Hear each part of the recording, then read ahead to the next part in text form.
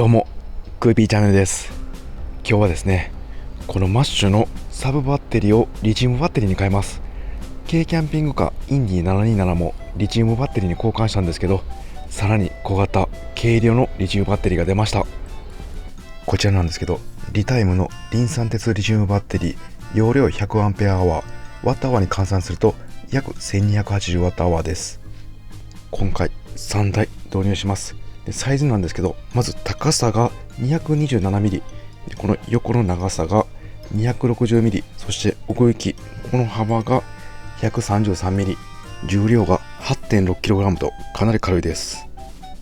こっちが元から搭載されていた鉛バッテリーなんですけど、1つ重量 26.5kg なので、このリチウムバッテリーは鉛バッテリーに比べると重さ約3分の1です。しかもサイズがコンパクトになってるんで、この鉛バッテリー2つのスペースに3つ入る予定です。うまくいくでしょうか。今回のリチウム化でメリットが3つあります。1つは先ほども言った軽量化。リチウムバッテリー3台合計重量は 25.8kg、 鉛バッテリー2台合計 53kg、 台数は増えたのに 27.2kg 軽量化になります。キャンピングカーにはありがたいですよね。容量なんですけど、鉛バッテリーはこれ1台 100Ah なんですけど、実際は 50Ah までしか使えません。なので2台で合計 100Ah 容量です。リチウムバッテリー 100Ah は鉛バッテリーの2つ分なんですね。今回3台導入しますんで、合計容量 300Ah になります。実質容量3倍になります。ちなみに 300Ah ワットアワー換算すると 3840Wh と超大容量です。3つ目のメリットなんですけど、この鉛バッテリー過充電になると、ここから水素ガスが出てきます。有害です。もちろん出ないように充電システムで制御していますが、もし故障していてガスが出ると死ぬ可能性があります。ここガス抜きといってホースで車外に出しているキャンピングカーもありますが、このマッシュはされていません。なのでこの不安から解消されます。一方、唯一のデメリットは氷点下で充電ができません。鉛バッテリーはできます。走行充電オンオフスイッチを途中につけました。エンジンつけるともうすぐ走行充電されますんで、これオフにしといたら走行充電されません。これ充電は氷点下できないんですけど、放電、電気使うのはマイナス20度まで大丈夫です。なので暖房で温めてから充電したいと思います。それでは今から鉛バッテリーからリチウムに変えるんですけど、周辺機器も設定変えないといけません。まずは外部充電器、コンセントからサブバッテリーを充電するときに使います。こちら未来社のパワータイトというモデルが入ってます。鉛バッテリーからリチウムへ設定変えます。次は走行充電器です。この CTEC の走行充電器が入ってます。これも鉛バッテリーからリチウムバッテリーに設定変えます。でこれソーラーチャージャーなんですけど、これビルダーさんに聞いたらそのまま使えそうです。で最後はこの残量計ボトロニックのマルチメーターの設定をリチウムに変えます。まずは鉛バッテリーを取り外していきます。でこのマッシュのメインバッテリーのマイナス端子を外してます。作業しやすいようにこのキー外していきます。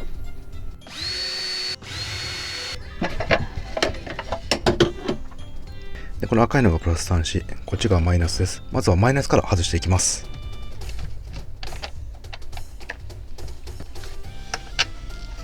はい、ちょっと怖かったですけど無事取れました。じゃあこれを外していきます。やっぱかなり重たいですね。はい、無事取れました。やっぱりこうやって見ると、こっち側がリチウムバッテリーで、こっち側が鉛バッテリー、全然大きさ違いますね。はい、ではまずはね、この走行充電器がもう見えてますんで、これ先設定しておきます。すごい見えにくいんですけど、ここにスイッチがあります。これ取説なんですけど、充電のボルトを 13.9V か 14.4V か切り替えます。この 13.9V にしておきます。この外部充電器でリチウム化している方のブログ見たら、なんかどっちでもいいんじゃないかと書いてました。これ正解知ってる人おったらまた教えてください。それではこの空いたスペースにバッテリー入れていきます。でこのバッテリーは昨日のようにですね、専用のリチウムバッテリー充電器で AC コンセントから全てフル充電してきました。はい、3台入りました。ちょっと長さがギリギリやったんですけど、この横幅ですね、こっち側は空いてます。で気を当ててネジで打ち込んで固定します。はい、固定できました。こんな感じで隙間空いた分は気を入れて固定しました。あとはバッテリー同士を並列接続してプラスとマイナスを戻して完成です。今回はこの14スケアのケーブルを使っていきます。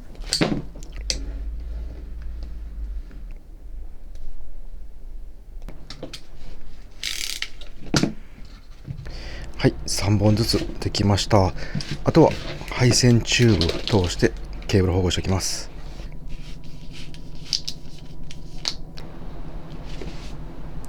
それではマイナス同士、プラス同士つないでいきます。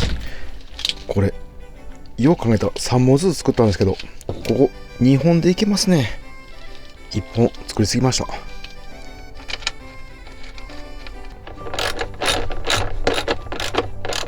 はい、最後ここなんですけど、ここに全部プラスつきますんで、この M8 ナットを長いサイズに変えます。はい、それでは最後にこの全てのマイナス端子をまとめたこのケーブルをここのマイナス端子バッテリーの方に挿します。でこの時ね、火花飛ぶんですよね。これが結構怖くていきます。怖い。これ怖いんですよね。よっしゃ。はい。すいません、ちょっと変な声出ちゃいました。それではちょっと電気つくかやっています。つきました。成功です。それでは最後にこのメーターをリチウムに設定します。ここを電源ボタンを長押しします。でこれでアンペアアワー容量決めます。300アンペアアワーですね。はい、300アンペアアワーです。次この24という数字なんですけど、これが鉛バッテリーの設定になってます。これを86に変えます。はい、86になりました。これはビルダーさんに教えてもらいました。これでリチウムバッテリーになりました。あとはこの CTEC の走行充電器のリチウム設定なんですけど、このバッテリーセレクタというケーブルがあるんですけど、こちらを本来はマイナス端子についてたんですけど、鉛バッテリーの時はこれをプラスの方に接続します。これだけでもリチウム設定になるそうです。こちらはビルダーさんに教えていただきました。あとは外部充電と走行充電の充電ですね。これをチェックしたいと思います。今バッテリーが満タンの状態なんで、少し使ってからチェックします。それではサブバッテリー減ったのでエンジンつけてみます。はい、今なんですけどアイドリング状態でチャージ約50アンペア発電されてます。50アンペアはワットに換算すると600ワット入力されていることになります。よかったです。 CTEC 走行充電器使えました。こちら結構高性能で最大で140アンペア発電されます。でこのボンゴ自体が80アンペアなんでマックスで80アンペア発電されます。次はソーラーパネルをチェックしておきます。このマッシュは280ワットのソーラーパネルを積んでいます。で今オフにしてますんでサブバッテリーの方に切り替えます。はい、ソーラーチャージャーの方に信号が来ています。はい、チャージマークついています。 2.2 アンペア来ています。今日は曇りなんで全然発電されてないですね。最後に外部充電器で充電できるかチェックしておきます。これ充電電圧を 13.9V と 14.4V に切り替えで選択できます。で 13.9V の方にセッティングしたんですけど、リタイムの取説に推奨充電電圧が 14.2 から 14.6 って書いてるんで、この 14.4 の方でセッティングして充電してみます。